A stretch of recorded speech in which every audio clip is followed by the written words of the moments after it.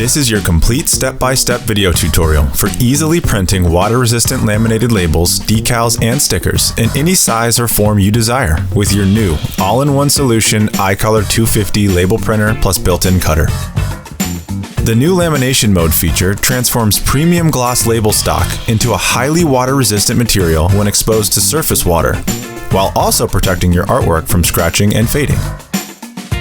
For your quick reference, the Uninet IColor Print Hub comes automatically installed with your printer driver and may be accessed via the printer driver options or as a program on your Windows Start menu. This program communicates with the printer to perform management operations such as gathering ink levels, maintenance, blade adjustments, and a variety of other tasks. The lamination mode can be accessed via the Uninet IColor Print Hub Status Monitor. This function modifies the printer's functionality to enable for the application of clear laminate labels to the print prior to cutting. Here's how it works. Step 1. Go to Start, Programs, Uninet Technology, Uninet IColor Print Hub. Step 2. In the Uninet IColor Print Hub window, go to Printer Settings tab, Advanced Settings. Scroll down to the bottom and look for Laminate Mode. Now click check the laminate mode box and press OK. Step 3. While in IColor Print Hub, go to the XY Cutter tab. Increase cut pressure by 25, could be more depending on the knife life, to account for the extra force needed to cut through the lamination and the label. Step 4.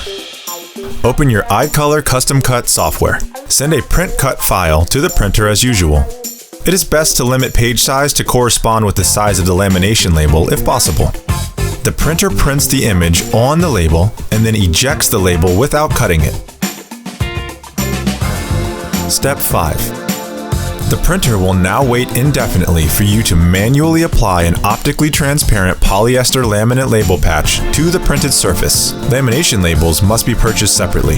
When you are ready, press the Feed button on the printer's control panel to reintroduce the printed image to the cutter and initiate the cutting process. Step 6. After the cutting process is complete, the label will be ejected and cut according to your output settings. You are now ready to remove the waste matrix from the label, and your finished product is ready.